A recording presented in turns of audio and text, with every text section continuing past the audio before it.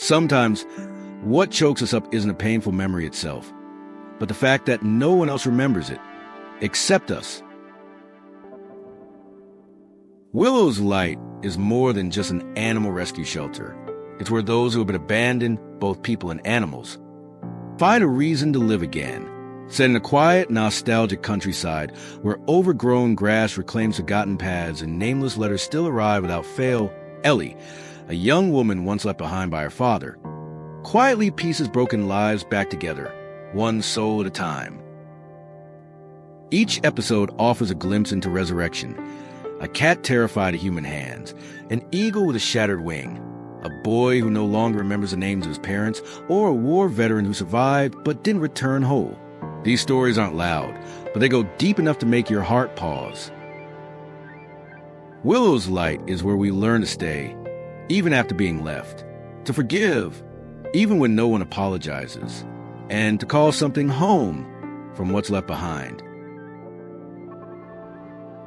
Morning at Willow's Light began with mist and silence.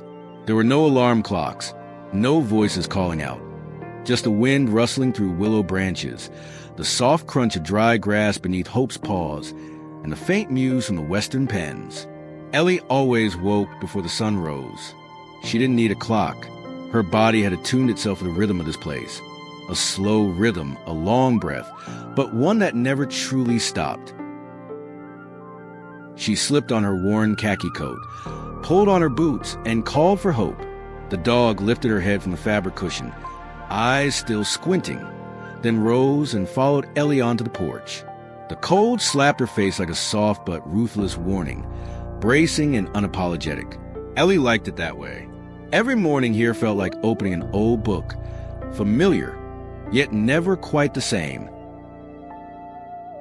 She checked the herb patch first, calendula flowers blooming late this season, then circled to the bird enclosure. A starling, new since yesterday, was curled in the corner of its cage, right wing broken. Ellie crouched down, watching for a few seconds, then spoke softly as if it could understand. "You don't have to fly. Just survive." Right then, Hope whimpered and ran toward the gate. Ellie looked up and heard it too, a sound thin, fragile, misplaced, like a cry swallowed by the wind. She moved quickly, her soles thudding in time with her breath. The wooden gate at the entry path hung ajar. As she pushed it open, she saw an old cardboard box, soggy and crooked on the gravel, stained with mud and damp. Inside was a small kitten, soaked to the skin, eyes wide with fear.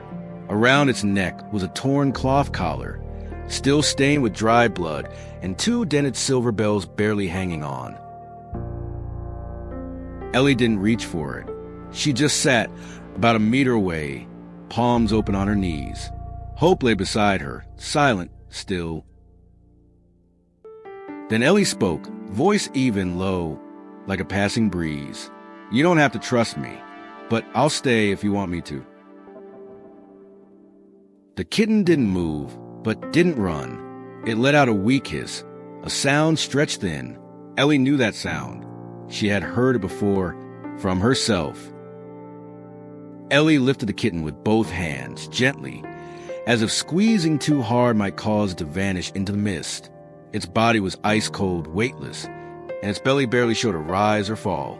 She laid it onto an old towel, one Hope used when she was hurt, and wrapped it carefully, like swaddling a fragile heartbeat. Her hands trembled, not from the cold, but from memory.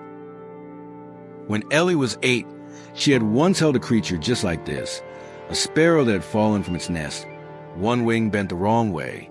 She'd hidden it inside her coat pocket, snuck gauze from the orphanage's medical cabinet, and bandaged it with every ounce of care she wished someone had once given her. When the adults found out, they scolded her harshly. Animals aren't the priority, but the bird survived. It never flew again, but every morning, it would hop from the windowsill into her open palms. That was the first time Ellie felt what it meant to be needed. She placed the kitten on the wooden table inside the small treatment room and began cleaning off the caked mud, checking its injuries. Its right ear was torn, maybe from a fight, or worse, from someone yanking hard. There was swelling near its haunches, but no broken bones. The left eye was cloudier than the right, possibly injured, maybe congenital. Ellie didn't say a word. She just worked, cleaning, injecting antibiotics, applying herbal paste from her garden, trimming matted fur. Hope lay beneath the table, her eyes tracking Ellie's every movement. There was no music, no lullabies, just the sound of existence. Breathing, the soft snip of scissors, and the steady drip of water from a leak above, falling into a rusted tin bucket nearby. The entire room felt wrapped in a thick, quiet stillness, not the kind that chilled, but the kind where nothing had to fight just to stay alive.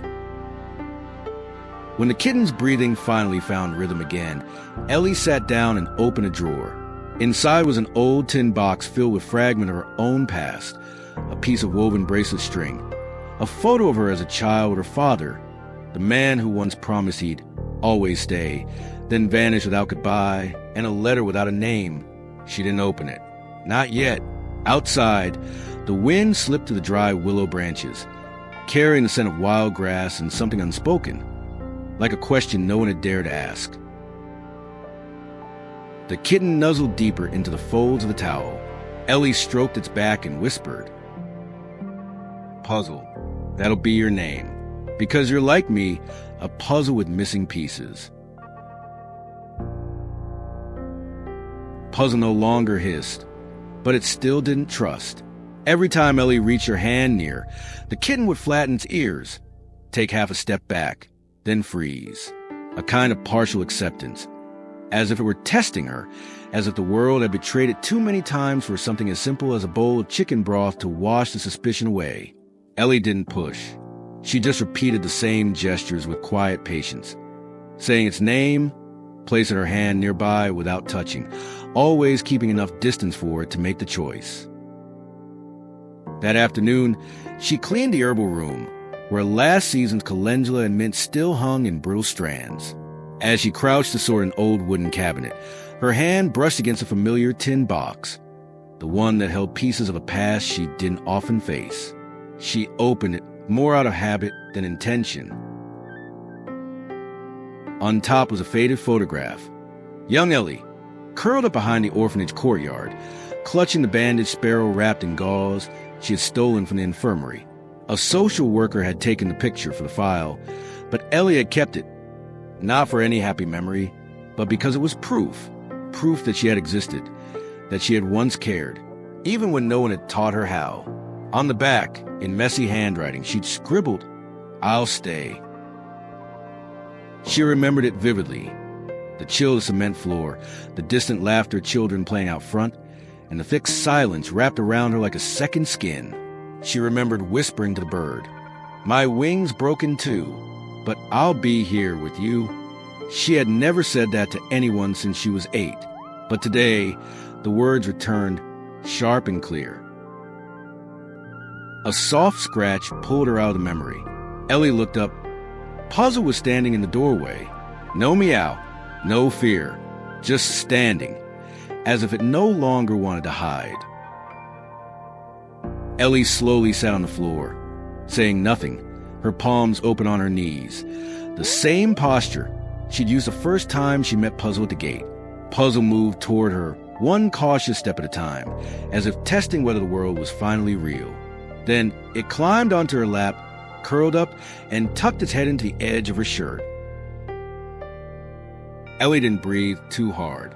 No tears, no dramatic moment. Just something breaking quietly inside, like a long-block spring finally finding its way to flow again. Puzzle slept deeply, as if for the first time in its life. It dared to let go. Its tiny body curled tightly, head resting on Ellie's lap. She didn't move, afraid that even the smallest shift might wake the layers of caution she had worked so gently to peel away. When Hope came closer and touched the edge of the blanket with her nose, Puzzle merely blinked, then drifted back to sleep. No hiss, no retreat, no resistance. It was the first time in weeks that Ellie saw a creature choose to stay, not because it was trapped, but because it felt safe.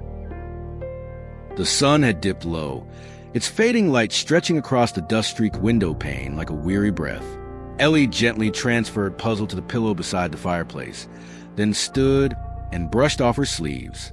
As she turned back toward the cupboard, she saw the tin box still sitting there, its lid slightly ajar, as if waiting to be faced. She slowly pulled it close and lifted the layers one by one. Faded photographs, a fraying yarn bracelet, a broken keychain, and then the letter. No envelope, no name, just a single line in careful red ink. Do you still remember the sound of Ranger's bark? Her hands froze. Ranger. The name echoed like a voice from a sealed well. The jet-black dog her father had brought home from the base, saying it was as loyal as a friend he once lost. Ellie had slept beside Ranger for years, whispered to him about school, about the day her mother left, and about the long silences that had begun to fill her father's presence. Her father used to say, "As long as Ranger's barking, I'm still your dad." Then one day, Ranger was gone, and a few weeks later, so was her father. Ellie clutched the letter but didn't open it. Her heart wasn't racing. It was offbeat. She was afraid of what she might find inside. Or worse, what she wouldn't. But just then, Hope gave a soft bark and stepped toward the door. Ellie followed. The sunset had turned the rescue yard a fierce orange. The old mailbox by the gate, long and used, was hanging open. A small piece of paper fluttered at its edge, caught in the wind. Ellie reached for it, unfolded it, and read the shaky handwriting. If you still remember Ranger, then you're still holding on to what I couldn't. No name, no postmark, no sign of where it came from. Only one thing was certain. Someone still remembered. Not Puzzle, not Hope, but a person from a memory Ellie thought had died with time. She turned back and looked at Hope. The dog now frozen like a statue, eyes fixed on the space between memory and the present. And Ellie thought quietly to herself, maybe forgiveness doesn't begin with kindness. Maybe it begins with realizing we're not the only ones still hurting. Night fell slowly, as if even the rescue shelter was hesitating, caught between the weight of unspoken things. Ellie skipped dinner. She placed a note beside the old photo frame, then sat alone on the porch steps, the tin box resting quietly in her lap. Hope lay beside her, head against her shin, eyes wide but calm, as if she sensed Ellie was unraveling a knot that had been tied for far too long. For the first time since finding the old letter inside, Ellie opened the box again. The letter was folded into thirds, its paper edges worn, as if someone had held it over and over without daring to read it. She smoothed it out on her thigh, took a deep breath, and began. Ellie, I was a coward. You know that. I left because I thought silence was the only way not to hurt you more. But I was wrong. Silence hurts more than goodbye. Ranger didn't die. I gave him to a friend because I didn't think I could take care of him. Or you. That's the worst thing I've done. What I can't forgive myself for is not coming back, even when I could. The handwriting staggered across the page, interspersed with blank spaces, like the writer hadn't paused to think, but to hold back something heavier. Toward the end, the strokes visibly trembled. I'm not asking you to forgive me. I only hope you still remember the sound of Ranger's bark, because if you do, it means a part of me is still there. She didn't know how many times she reread that last paragraph. 4, 5, 7. Each time, the words stayed the same, but the feeling changed. Not relief, not regret, just a new kind of quiet, the kind where there was no more rage to slam your fist into a table with. She folded the letter again, placed it gently atop the tin. Hope shifted, reaching one paw up onto her knee. Ellie leaned down, resting her forehead against Hope's. Cold, but calm. No more shouting on the inside. Then, from behind, Puzzle appeared. No footsteps, no sound, just emerged from the corner, climbed onto the porch, and sat beside her, as if it had always been there, waiting for the right moment to come close. A woman A cat, a dog, none of them spoke. But this silence needed no explanation. It only needed to be stayed with. The next morning, Ellie wrote a sentence on the whiteboard in the exam room, using a black marker. Not everything lost needs to be found, but what stays deserves to be named. She didn't know exactly why she wrote it. Maybe it was for a puzzle. Maybe it was for herself. Maybe it was to remind every animal and every person who had ever passed through this place that staying wasn't a sign of weakness, but a different kind of courage. She pinned a new photo on the wall, a blurry, slightly off-angle shot she had taken with her old camera. Puzzle was asleep on the exam table, and Hope lying on the chair, head tilted toward a patch of sunlight. She titled it, "The Ones Who Stayed." Beneath it, she added a hand-drawn map, marking where each animal had been found. Like every soul was a puzzle piece she was putting back together, one day at a time. That afternoon, Ellie checked the Old South pen, currently empty, and let Puzzle come along. No leash. It walked beside her. Not too close, not too far. Sometimes it ran ahead. Sometimes it stopped to wait, like a creature learning to trust again. Not because it was taught, but because it watched someone else simply not leave. Hope was still the shadow behind them, never intruding, never demanding, just there as a rule. As they passed the willow tree near the front of the shelter, Ellie paused. She sat on the wooden bench, so worn she had to brace one leg just to keep her balance. Puzzle jumped up and curled beside her. Hope lay at her feet.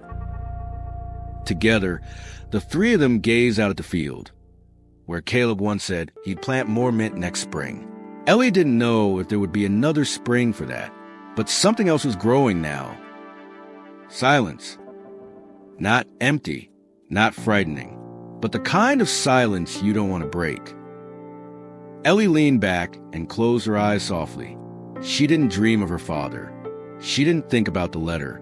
She simply sat with the creatures who had chosen not to run.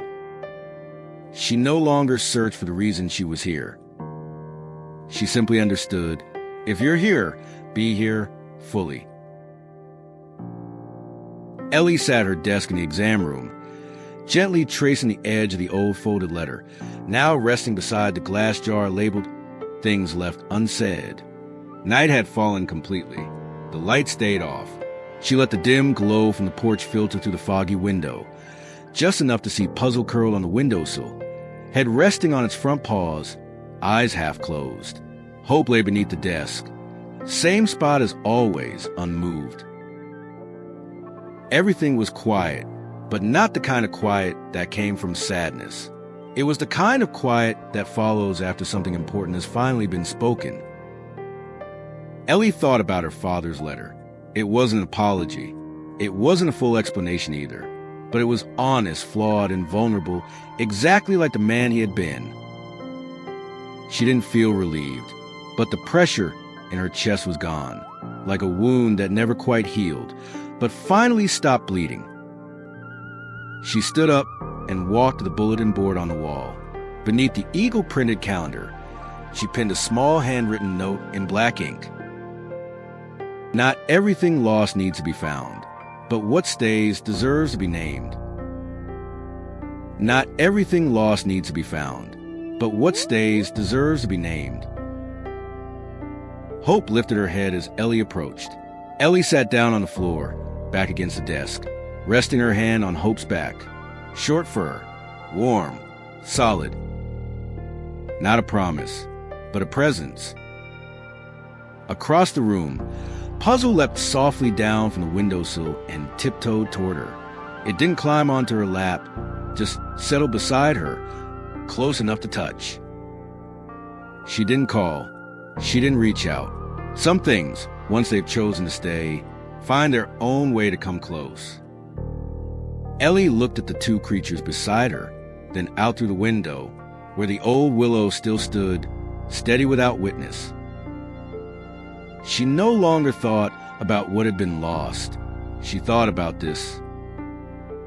In a place quiet enough, even forgotten pieces will eventually find their way back to each other. Letter to myself, Ellie, if one day you feel like walking away, then go, but don't forget to come back. Not because someone needs you, but because you once needed someone who didn't leave. If you forget why you started, look at Hope. She can't speak, but every morning she waits at the door, as if no one ever abandoned her. And if your heart feels cold, let Puzzle Eye close. The same cat that once clawed you until you bled, now sleeps in your hands every night. You don't have to be strong all the time. Just be brave enough to stay. Just one more day. Episode 1 isn't about a cat. It's about a human, learning how not to leave anymore. Ellie didn't save Puzzle out of pity. She saved her because she saw herself in those guarded eyes. Some wounds don't need blood to be seen. Some creatures can't speak, but still say, I was once left behind. Willow's light isn't a paradise. It's a temporary place, until someone becomes brave enough to call it home. And home isn't where we're born. It's where we dare to stay, after everything. Episode 1 is a reminder to anyone who's ever felt forgotten. No one is too messy to be loved. No one is too late to be welcomed. A small cat taught Ellie what her entire childhood never did. Trust without promises, just presence. A dog named Hope didn't heal through skills, but by simply being there. She stayed. Every hour, every day. No leaving, no anger, no demands. Just like the kind of patience we need to give ourselves each time we're about to give up. And Ellie, the girl who once believed she was only good enough to care for what had been thrown away, finally realized she, too, is a being worthy of being kept. We don't need to be perfect to be worthy of love. We just need to be honest about the pain and brave enough to name it. Episode 1 ends not with heartbreak, but with a silence that doesn't hurt. A final stillness when someone stops trying to prove they deserve to exist. Just this, to exist and be accepted. Have you ever been like Puzzle, quiet and afraid? Or like Hope, the one who stays, even when no one calls? Leave a comment below. You never know. Your story might help someone feel just a little less alone. And don't forget to like, subscribe, and turn on the notification bell to keep walking with Willow's light, a place of healing not just for animals, but for every soul finding its way home.